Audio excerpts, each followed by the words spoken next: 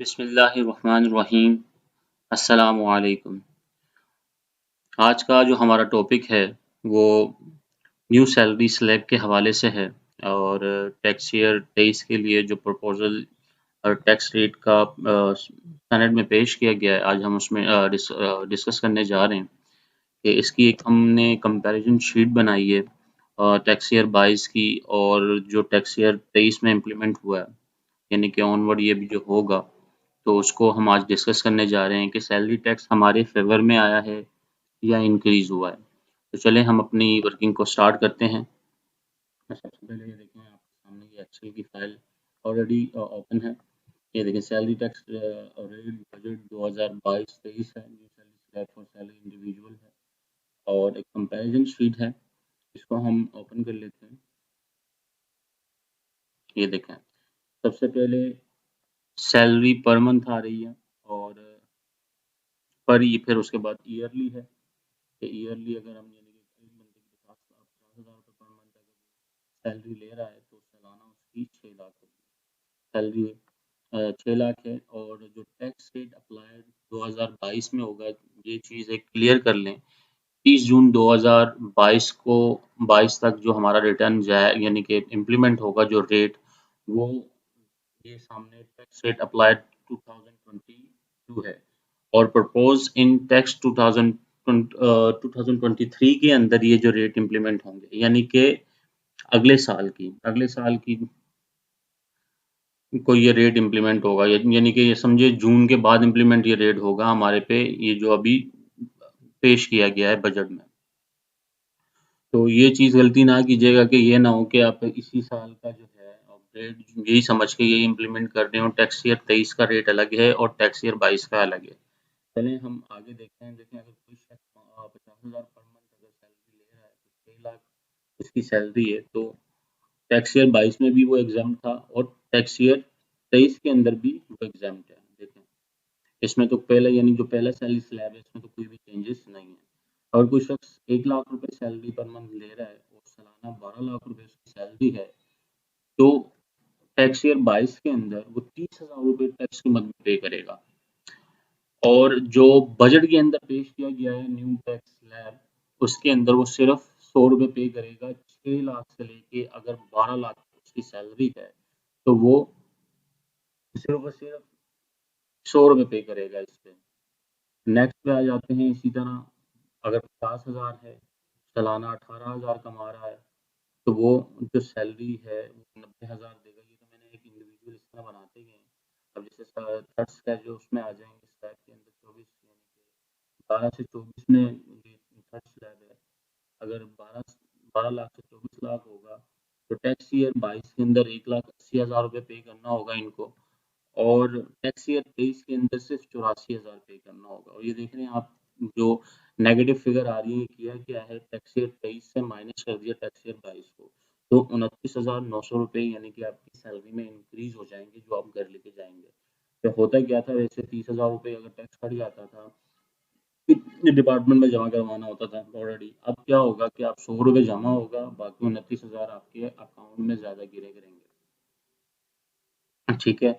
इसी तरह आगे चलते जाते हैं। अगर 2.5 लाख कोई शख्स पर मंथ सैलरी ले रहा है तो 30,000 या क्या कहते हैं 30,000 अगर उसकी सालाना सैलरी बनती है तो उस पर 282 आ रहा है और जो टैक्स ईयर 23 के अंदर आएगा वो 159 की अमाउंट आएगी। ठीक है, ये भी देखें फेवर में है।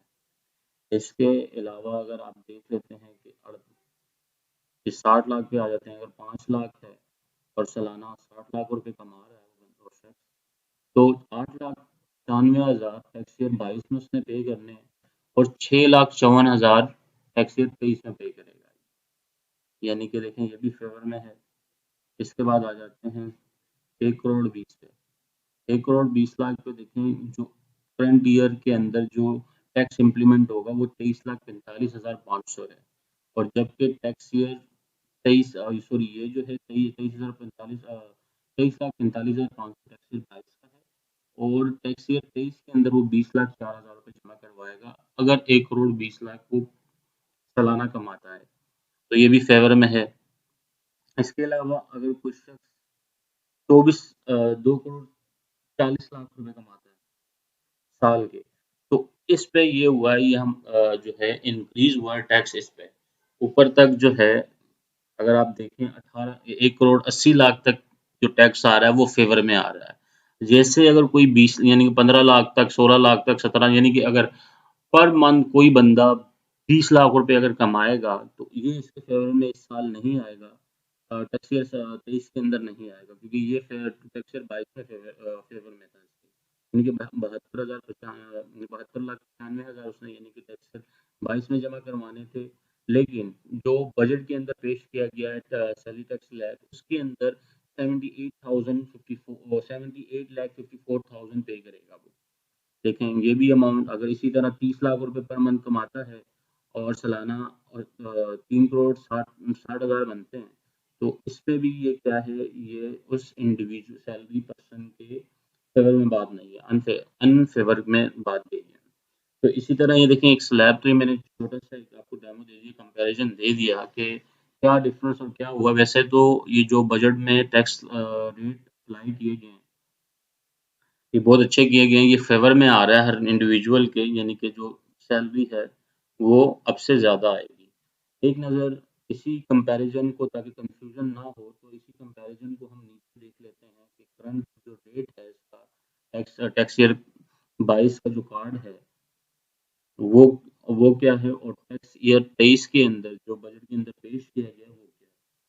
अमूमन होता ये है कि बजट के अंदर जो रेट इम्प्लीमेंट जो स्लैब दे दिया गया है तकरीबन 99% चांसेस इसी के होते हैं कि वही रेट एप्लीकेबल हो जाता है। यानी कि फाइनेंस बिल के अंदर जो एक बार चीज़ पुट कर दी जाती है और जब बजट में वो पेश कर दी जाती है तो तकरीबन 99% वो इम्प्लीमेंट हो ही जाता है। तो एक नज़र हम कार्ड पे भी इसको देख लेते हैं।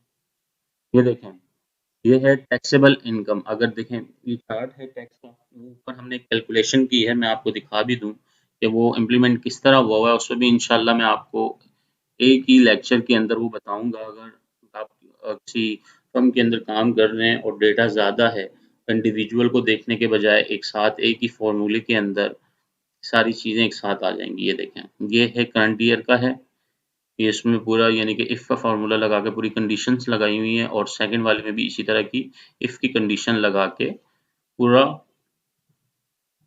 फार्मूला यानी कि बनाया हुआ है, ताकि इजीली जो भी आपकी यानी कि अमाउंट वो खुद ही कैलकुलेट कर लेता है। तो इंशाल्लाह इसमें हम एक अलग से लेक्चर बनाएंगे। और जब तक हम नीचे देख लेते हैं स्लैब को, ये देखें टैक्स ईयर 22 का है जो 30 जून तक इम्प्लीमेंट होगा।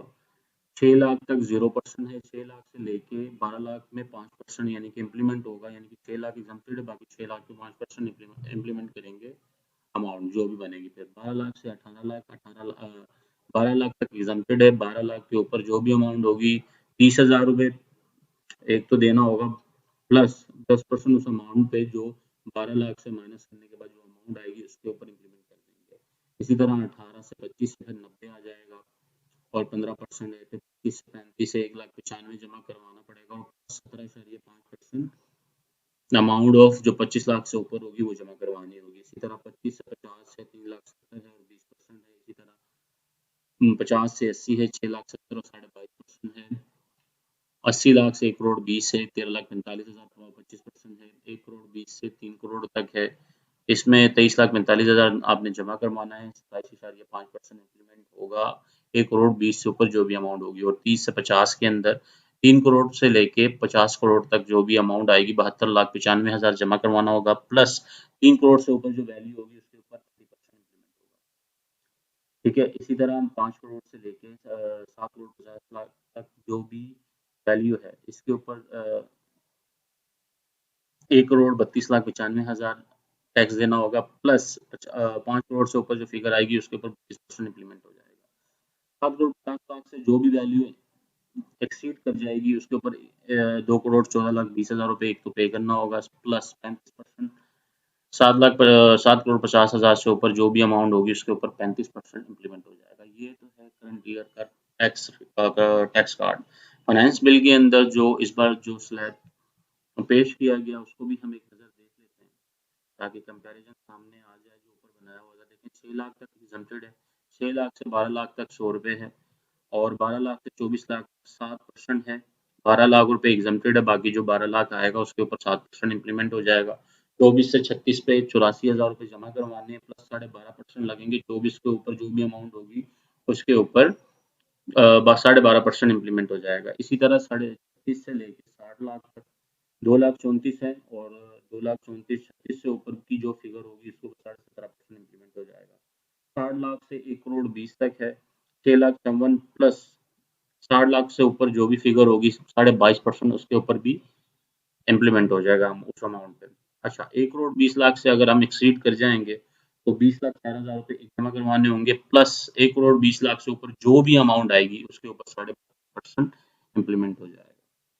तो ये था एक छोटा सा रिव्यू था बजट का, और 99% चांसेस हैं कि जो टैक्स रेट है वो यही होंगे, इनमें कोई चेंजेस नहीं की जाएगी। होता यही है, एक बार जो फिगर आ जाती है बजट में पेश कर दी जाती है तो वही यानी आगे यानी कि इम्प्लीमेंट हो जाता है। तो इस लेक्चर के हवाले से कोई भी आपका क्वेश्चन या क्यूरी है तो आप मुझे कमेंट सेक्शन में पूछ सकते हैं। अपनी दुआओं में याद रखिएगा। अल्लाह हाफिज।